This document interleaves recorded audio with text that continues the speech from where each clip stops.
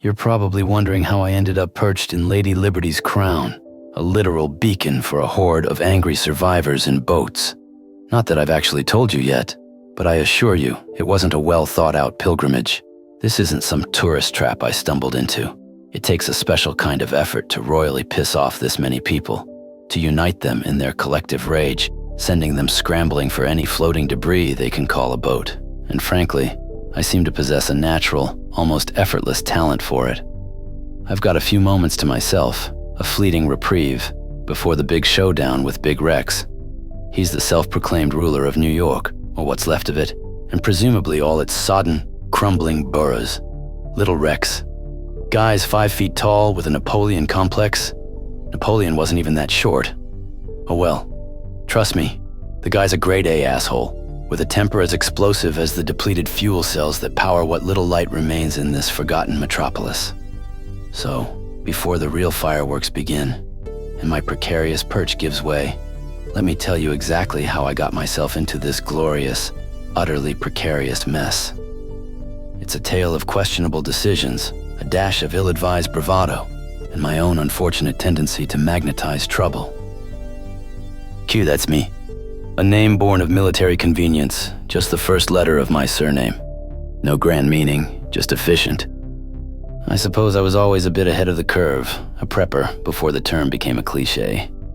It began innocently enough, with a buck knife my uncle slipped me, a secret from my parents. That led to pellet guns, and by the time I was 16, a Remington 870. From there, it was a rapid descent into the absurd. AR-15s, gas masks, flamethrowers, AK-47s, MP5s. I often joked I could equip a small army, a dark jest that feels less like a joke now. The real turning point, though, wasn't the gear. It was the divorce in my early 30s. That's when I discovered the true depths of human malice. I lost everything, my home, my peace of mind, even my firearms for 3 long years. The world had become too much. It was then that the idea of living under a rock, a phrase often used metaphorically, became my literal ambition. I contracted a reputable company and built my escape deep beneath the surface. So yes, I guess you could say I finally found my rock. That underground home wasn't merely a refuge from the debris of a failed marriage. It was a calculated gamble, a declaration of defiance against an increasingly fragile world. For years, a subtle, almost subconscious unease had resonated within me. A premonition that something monumental, something catastrophic, was looming on the horizon. I didn't know the exact nature of the coming storm, but I felt its approach like a tremor in the earth. Sure, the divorce was the catalyst, but anxiety was the ultimate fuel. So I meticulously stalked that subterranean space, transforming it into what was, in essence, an underground haven. Years of foresight went into it. Shelf upon shelf of dehydrated meals and canned goods, enough water purification tablets to last a lifetime, an extensive medical kit that could handle everything from a broken bone to a virulent plague, and more ammunition than any truly sane man should ever possess. It was my own self-sufficient island, a fortress of solitude in a society that felt as if it had turned its shoulder to me and was continually teetering on the edge of dissolution. The signs had been there, subtle at first, then increasingly undeniable. The creeping anxiety in the news, the growing chasm between rich and poor, the fraying edges of civic discourse, small localized blackouts that lasted a little too long, rumors of aging infrastructure, of a power grid pushed to its absolute limits, its critical components neglected and underfunded. We were so dependent, so utterly reliant on the invisible currents that powered our lives, yet we understood so little about their intricate dance. And then the lights went out. Not just my immediate neighborhood, not just the sprawling urban sprawl of Rochester. Everywhere.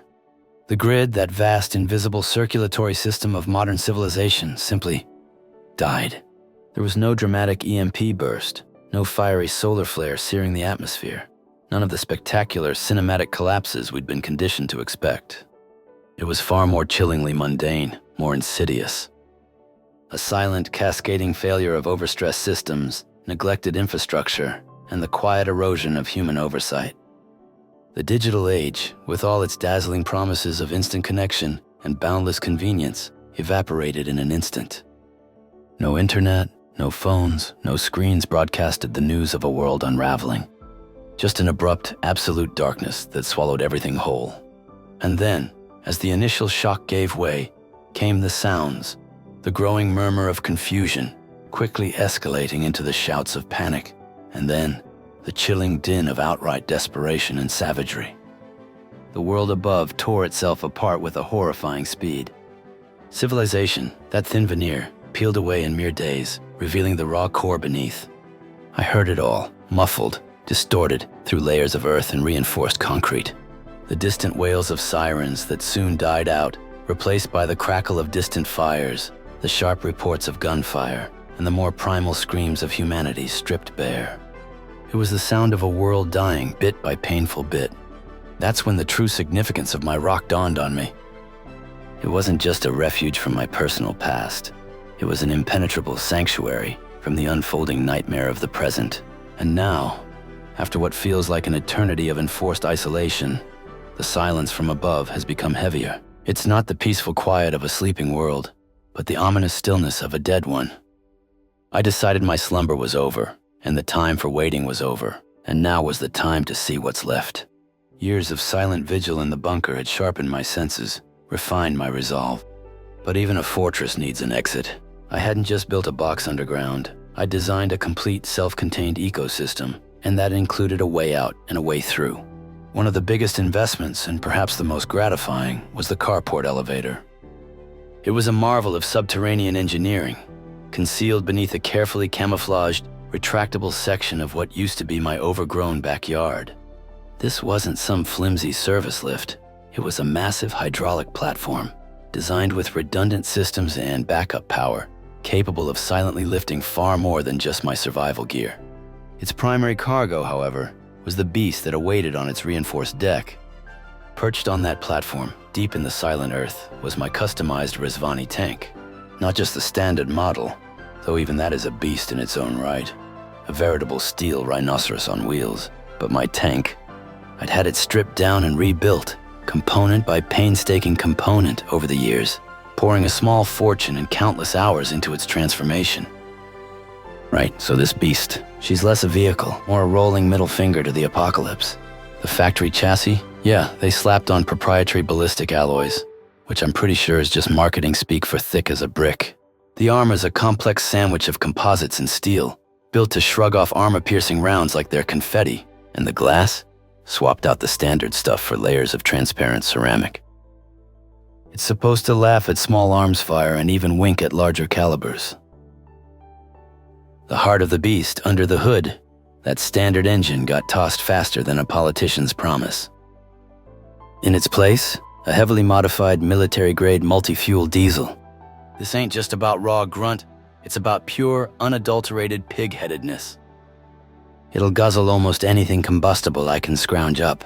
Diesel, kerosene, even crude, filtered vegetable oil if things get really desperate. And its range? Let's just say a conventional armored vehicle would blush, and then probably spontaneously combust from sheer inadequacy. That's thanks to an expanded self-sealing fuel cell and an onboard filtration system that could turn pond scum into engine juice, or, a refreshing beverage if I was truly that desperate. Spoiler, I'm not. My mobile coffin. Command center. Inside, it's less luxury SUV, more a tightly optimized mobile coffin. Every surface is Spartan, functional, built for one thing, keeping me alive in this broken world. Thermal and night vision cameras, integrated seamlessly into the exterior, feed into a multi-screen display on the dash. Gives me 360-degree awareness, even when it's dark as a politician's soul or choked with smoke. There's an encrypted satellite comms array, powered by its own EMP-shielded generator, just sitting there, waiting. Who I'd talk to now is anyone's guess, probably just the ghosts of dial tones past. And the air filtration? Medical-grade CBRN. So while the world outside chokes on decay and radiation, I'm breathing air so pure it practically smells of regret and lost opportunities. My personal armory on wheels, and the arsenal. Don't even get me started. Hidden compartments in every conceivable nook, each one biometric locked. They house a frightening array of firearms, from silenced pistols for those awkward quiet moments to heavy machine guns for when I want to make a statement. Explosives, breaching tools, and a delightful range of less than lethal deterrents. All meticulously organized, because even in the apocalypse, a man needs his filing system. The tires? Not just run flats. These are military-spec, internal beadlock systems, capable of driving for hundreds of miles even after being shredded. Try to strand me, world. I dare you. There's also a remotely operated roof-mounted turret with a heavy-caliber weapon, because sometimes you just need to let the world know you're having a bad day. Electrified door handles and a deployable smoke screen are just the cherries on top of this paranoia sundae. Welcome to the surface, Rochester. This machine was born of a calculated paranoia, a testament to my unwavering, almost obsessive belief that the world was heading for a cliff. And now, the precipice had been thoroughly reached. The silence from above, so heavy it felt like a physical pressure, meant it was showtime. Time to initiate the sequence, to feel the slow, methodical grind and hum of the hydraulics as this Rezvani tank rose from its subterranean slumber, breaking through the collapsed facade of my former life and into whatever fresh nightmare awaited on the surface of Rochester. The hum of the tank's engine was a familiar lullaby. Dust, ancient and undisturbed, cascaded down from the bunker ceiling. Then, as the massive hydraulic platform, cradling the tank like a king on a throne, a king, mind you, who built his own throne, completed its lift, a raw, unfiltered light pierced the gloom. After years of the bunker's ambient glow, the outside world's illumination was a dull, sickly gray, filtered through an atmosphere heavy with the scent of damp earth and decay. My once manicured backyard was now a wild tangle of weeds and saplings, concrete swallowed by encroaching roots. Beyond, the skeletal remains of suburban homes stood like broken teeth against a perpetually overcast Rochester sky, their power lines snapped and sagging like morbid decorations. Real postcard stuff. Death was everywhere. Bodies were scattered in all various forms of decomposition. The multi-fueled diesel roared to life with a rumble that vibrated through the reinforced floor, the only sound in a world gone silent. The interior lights of the command center flickered on. My hands gripped the steering wheel. The CBRN filter hummed, a constant low thrum, a subtle but persistent reminder of the invisible threats that now undoubtedly permeated the air. Because who needs clean air when you can have existential dread? My road trip through the end times had begun, and with a deliberate press of the accelerator, I eased the tank forward.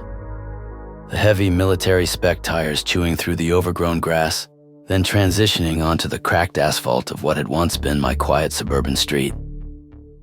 The familiar landscape of Rochester had been utterly transformed into a sprawling testament to abandonment. Cars, some rusted hulks, others mere skeletal husks, lay strewn across lawns and roads like discarded garbage. Storefronts in the distance were hollowed-out eyesores, their shattered windows showing the decay within, their former contents long since spirited away. Nature, relentless and indifferent, had aggressively begun its reclamation. Vines crawled up brick walls, saplings sprouting from the cracks in pavements, blurring the lines between human construction and wild proliferation. It almost looked picturesque in a humanity was a bad idea kind of way. I drove for what felt like an eternity, the tank's sensors sweeping the desolate landscape, its multi-lights cutting through the gloom. My objective was clear, well hazy at best: reach the Genesee River, follow its course north, and hopefully gain a vantage point that offered a broader understanding of the post-collapse world. I needed to know if any pocket of organized life had survived, if other survivors still held on to their delusions of hope, or if only this rod of decay and silence remained. My money was on the latter. The silence was perhaps the most unsettling thing. It was, well, unnaturally quiet, broken only by the crunch of my tires on debris, the distant, mournful caw of a lone bird, or the unsettling whisper of the wind through broken structures. The stillness persisted until I neared what had once been a major intersection, close to the vast, sprawling complex of the old Kodak Park. now a collection of crumbling, forlorn skeletons of industry. That's when the thermal sensors flared, a cluster of distinct heat signatures appearing on my display, around a makeshift barricade of overturned vehicles and jagged rubble. Scavengers! Or worse. Probably worse. My hand moved instinctively towards the controls for the roof turret. Because, well, politeness rarely gets you anywhere in this new world. As I closed the distance, ragged, gaunt forms emerged. They were armed with crude weapons, lengths of pipe, sharpened rebar, even a few rusted hunting rifles that looked barely functional. They had the eye of desperation. It radiated from them like a noxious odor. Even from this distance, it held the unmistakable, chilling glint of hunger and malice. They began to attempt to block my way, waving arms frantically. Now I had no interest in a drawn-out confrontation, but neither would I be stopped. I accelerated, the Rezvani's powerful engine deepening its challenge. The crude barricade, hastily constructed, was clearly not built to withstand the kinetic energy of several tons of armored vehicle. The figures in the lead scattered, but one, perhaps emboldened by desperation or simply suicidal, raised his rifle and fired. The round, likely a small caliber, pinged harmlessly off the transparent ceramic of the windshield. Son of a bitch. That was a mistake, I growled. Some lessons just have to be taught the hard way. And sometimes they're your last lesson. My thumb engaged the switch for the roof-mounted turret. The heavy machine gun extended and swiveled with silent precision, acquiring the nearest threat. A short burst of suppressive fire ripped through the air, tearing into the flimsy barricade, sending planks and tires flying. The armed figure who had dared to fire dropped, clutching his leg, a raw scream tearing from his throat. Others faltered, clearly not prepared for the sheer force. From a ruined building, more gunfire erupted, the boom of a shotgun echoing alongside the sharp crackle of an old AR-15. Rounds hammered against the tank's armor, dull thuds vibrating through its chassis. They were desperate, maybe even stupid. All right then, I sighed, weary acceptance settling over me. I activated the loudspeakers. My electronically distorted voice boomed across the landscape. Stand down. I am not looking for trouble, but I will end you if you force my hand. My words shocked them into silence, but hunger overruled caution. More ragged figures emerged, eager to overwhelm the single armored vehicle. My finger dropped, decisively.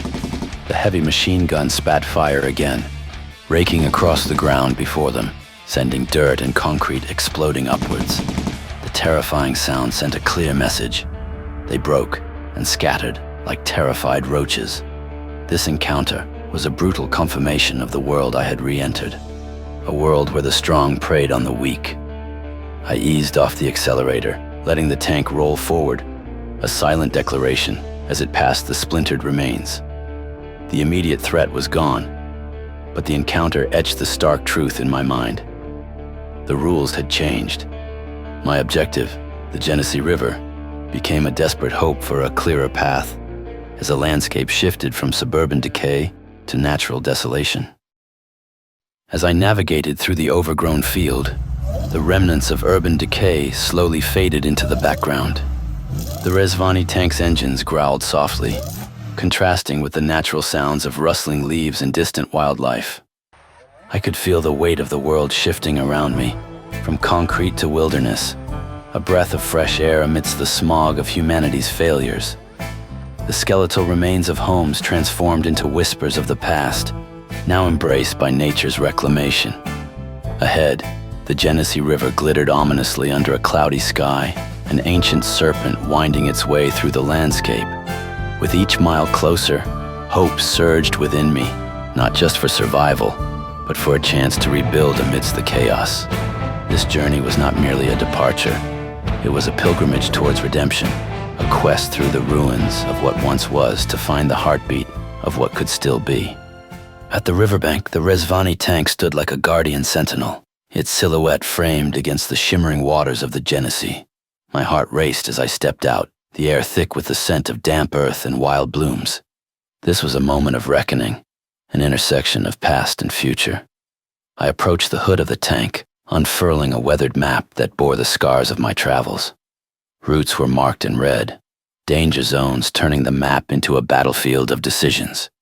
Each line held a story, every highlight a warning. It was more than navigation. It was strategy in the chaos of survival. With the river before me and the world behind, I knew I was on the precipice of something monumental, a step closer to carving my path through the remnants of civilization. As I studied the map, movement caught my eye, shadows shifting in the tall grass. A group of scavengers lurked not far from the tank, their eyes fixed on me with a mix of hunger and cunning.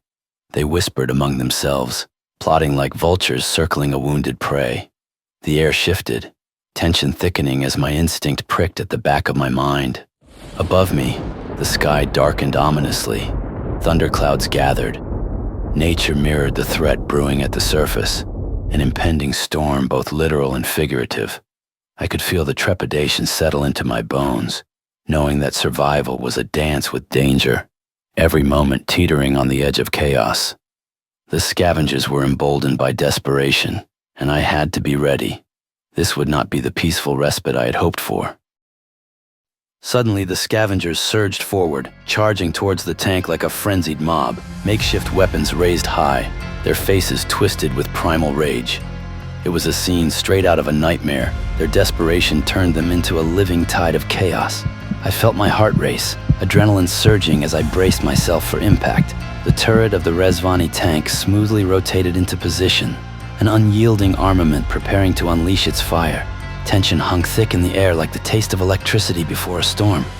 I had little doubt that this was a calculated move, their recklessness born from despair, an attack fueled by survival instinct rather than strategy. As they closed the distance, voices ignited with fervor, I knew it was time to send a message. A proclamation of power amid the rising storm. I didn't hold back the thump of the 752 slammed into the wave of scavengers with tremendous force. Eventually all fell due to their mortal wounds. My tank, although built for an apocalyptic scape, did, although have its drawbacks. It was that nice shiny object that tended to draw any eye it crossed paths with.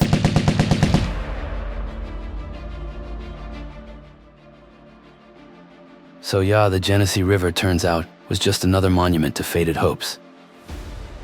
Yikes. I'd traversed the remains of Rochester, navigating through overgrown avenues and silent cul-de-sacs, and of course the river, which offered no grand revelation, no hidden respite. Just more apocalyptic nothingness, more assholes, and the realization that if there were any pockets of organized life left, they certainly weren't broadcasting it. Now Rochester was quickly becoming apparent that it just was a bigger, rustier tomb. So with a sigh of resignation, I pointed the nose of the tank south, towards the ultimate urban graveyard, New York City. Because if the world was truly over, well, I figured I might as well see the grand finale. It felt appropriate somehow to witness the climax from the very epicenter of what had been, in its prime, the world's grandest stage. The drive was an odyssey through desolation. Mile after mile of choked highways became phantom traffic jams, the remains of cars frozen in their final, apocalyptic commute. Nothing, and I mean nothing, prepared me for the city itself. The sheer scale of the carnage was a punch to the gut. A far cry from the days when I was a kid, and my father would take me along on one of his many business trips. Now it wasn't just ruined, it was scoured. Evidence of a frantic, desperate fight was everywhere. Makeshift barricades fashioned from everything from school buses to concrete barriers stood as grim reminders. Burned-out military vehicles, hulks of rusted metal, lay belly up in the streets. I saw the remains of what looked like temporary containment zones, chain-link fences strung with concertina wire, watchtowers crumbling, gates mangled open. It was as if the government, in its infinite, baffling wisdom, actually thought it could put a leash on the end of the world. Bless their naive, bureaucratic hearts. They failed spectacularly. The city wasn't just a testament to destruction, It was a monument to their hubris, a silent, sprawling declaration that when society unravels, it does so with a truly F.U., unforgiving and savage. The very infrastructure of human ambition had buckled, twisted, and then simply surrendered. Eventually, I did come upon something. A group of survivors, rather. They stumbled onto me. Or more accurately, the unholy rumble of my vehicle drew them like flies to a particularly well-armored carcass. I was rumbling down what used to be a major avenue when I picked up on voices. My finger was already hovering over the turret controls when I saw them. A makeshift roadblock of rusted cars and scavenged street signs, and behind it, a dozen or so figures. They weren't charging, not yet. Just staring. I brought the tank to a slow, deliberate halt. I activated the external comms, just a quick burst. "All right, folks," I drawled, my voice crackling through the external speakers, distorted just enough to sound like a particularly annoyed god. "Unless you're selling coffee, you're blocking my path." A moment of stunned silence. Then a figure detached from the group. He was short, stout, with a belly that strained against his patched-up jacket, and a face that looked like it had lost a wrestling match with a bag of hammers. This, I would soon learn, was Big Rex. He had a certain gravitas, even from a distance, the kind that comes from surviving longer than anyone thought possible. He sauntered forward, his head tilted, studying the tank like a particularly interesting bug. "Well now, His voice surprisingly deep and gravelly for a man of his stature. what in the blazes do we have here? Looks like a tank, but I ain't never seen one so shiny. You alone in there, friend?" "Depends on your definition of friend," I replied, keeping my tone flat. "And yes, it's just me." A ripple of low laughter went through his group. Rex chuckled, a surprisingly jovial sound that didn't quite reach his eyes. "Well, that's a new one. What brings a man like you to our humble intersection?" Survival, mostly.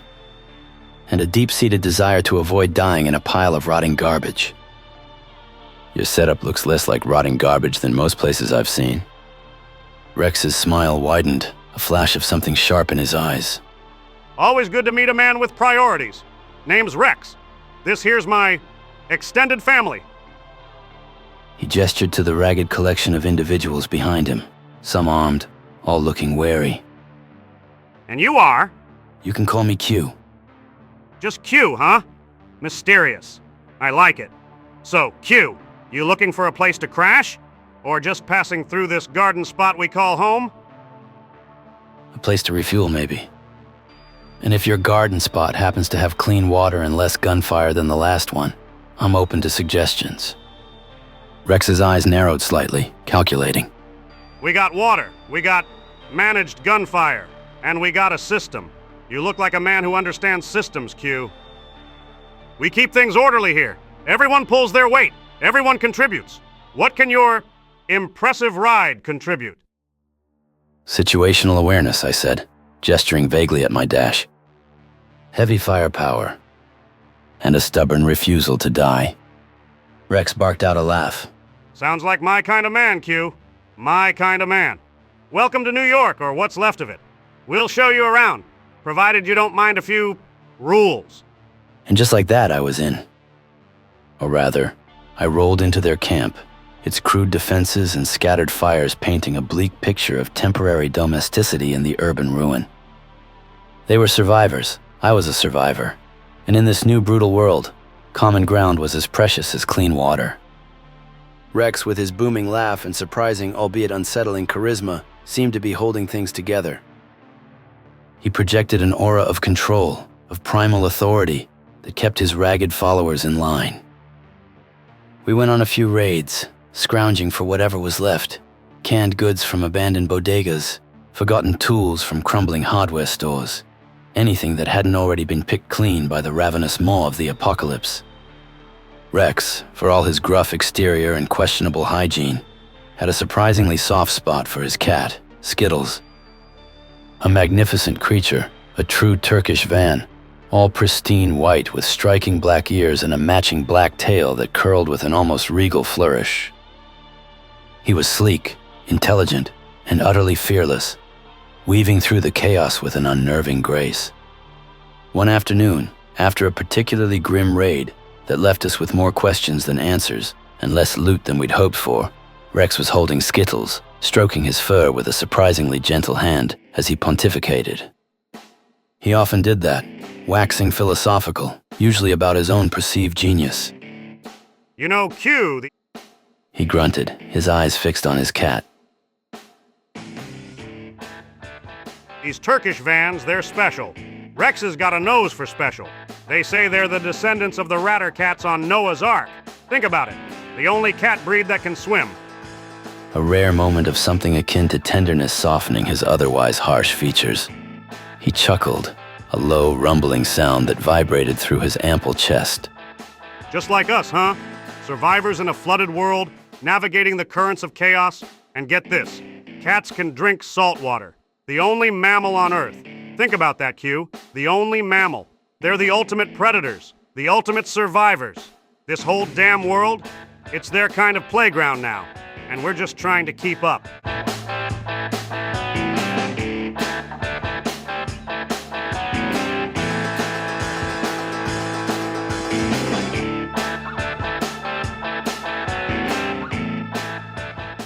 He looked at me then, a dark, knowing glint in his eyes, as if his pet theory about feline superiority somehow justified every single one of his own, increasingly monstrous actions. It was a self-serving prophecy, delivered with the conviction of a mad prophet. I tried to ignore the growing unease. I really did. After all, what was a little moral ambiguity in the post-apocalypse? But the ultimate survivor's philosophy seemed to extend to a lot of questionable choices on Rex's part. The raids became less about raw survival and more about dominance, about taking what they wanted, consequences be damned. They were evolving, or perhaps devolving, into something monstrous, their humanity eroding faster than the concrete beneath our feet. My gut churned with every casual cruelty, every unnecessary act of brutality I witnessed. And then I saw it, the casual cruelty inflicted not just on strangers, but on the one thing Rex claimed to cherish. The way he would kick Skittles if he got in his way, the way he'd laugh when the cat cried out, a low, pained yowl. That pristine white fur, once a symbol of something pure and untouched in a ruined world, suddenly seemed stained by the darkness that radiated from his owner. My threshold for abuse, both societal and feline, is apparently lower than Rex's. The travesties committed by his group were one thing. I'd seen enough of humanity's dark underbelly to know it wasn't pretty. I'd become jaded, cynical even. But the systematic maltreatment of that beautiful, resilient animal, that, inexplicably, was my line. My very personal, highly illogical, deeply offensive line. I'd seen men die, seen cities crumble, but seeing that cat flinch from his hand, it snapped something in me. So, under the cover of a perpetually gray New York twilight, with the distant groans of the city as my soundtrack, I did the only sensible thing a cynical man in an armored vehicle, harboring a sudden, inexplicable affection for Rex's cat, could do. I opened Rex's makeshift living quarters, whistled softly, a sound barely audible above the city's mournful whispers, and when Skittles, with surprising eagerness, rubbed against my leg, purring like a tiny vibrating engine, I scooped him up. His weight in my arms felt strangely right. Then, like the morally ambiguous hero I apparently was, I drove off in the Rezvani tank, leaving behind a very surprised, and soon to be very angry, fat man and his band of merry thugs. Turns out stealing a tyrant's favorite cat doesn't go unnoticed. The rumbling of the tank, even through the urban din, was probably less subtle than I thought. My departure was less a quiet exit and more a thunderous declaration. It wasn't long before my rearview camera, feeding its images to the internal display, showed a swarm of makeshift vehicles, headlights cutting through the gloom like angry, desperate eyes, hot on my trail. Rex had gotten wind of my betrayal, and he was pissed. The kind of pissed that makes a man forget logic and embrace pure, unadulterated fury. The chase down the post-apocalyptic streets of New York City was exhilarating in a heart attack-inducing kind of way. The tank was built for this kind of chaos, chewing through debris, shrugging off potshots that sounded like pebbles against its armored hide. I swerved around overturned buses, crunched through discarded barricades, and bounced over sinkholes where the earth had simply given up. I managed to gain some distance, weaving through the choked arteries of the city, my multispectrum lights cutting through the oppressive darkness. My destination. A desperate, almost poetic last resort. A symbol of everything that had been lost, and perhaps a final stand. What? You'd think I'd be stupid enough not to equip a truck snorkel. Okay, so the snorkel raises the air intake of the tank's engine, primarily to prevent water from entering the intake and causing hydrolock when one might encounter water or deep mud. It also helps keep the engine breathing cleaner air by staying above dust and debris in dusty conditions. Then, in conjunction with the amphibious tires, which are designed to provide traction and buoyancy, allowing my vehicles to operate on both land and water. I jerked the steering wheel into the drink. The tires featured a unique tread pattern and sidewall design that improved water displacement and flotation. I activated the snorkel and gunned it. I drove the tank right up to the flooded base, its massive tires splashing through brackish water, and abandoned it like a loyal warhorse at the gates of destiny. Its powerful engine finally silenced, a poignant hush descended. With Skittles tucked under my arm, his purr small, a rumble against my chest, I began the long, winding climb. Up through the rusted skeleton, past the broken walkways, higher and higher, the air growing colder, thinner. The climb felt endless, but each step forward was a step toward something resembling hope. As I reached the top, the wind whipped around us, carrying with it the echoes of a world once vibrant, but now forgotten. In that moment, I understood that survival wasn't just about existence. It was about finding a reason to keep going. I found myself in Skittles perched in Lady Liberty's crown, a literal beacon now for a horde of angry survivors in boats. The waves below were choppy, mirroring the collective fury of the mob, and the scent of salt and desperation was thick in the humid air. Skittles nestled against me, seemingly utterly unfazed, observing the approaching armada with a feline indifference that I could only envy. He truly was the ultimate survivor. It's utterly strange the things that change us, or that appear unknowing we need them. Skittles in our short time had showed me who I am, and brought to view what is and isn't with this world.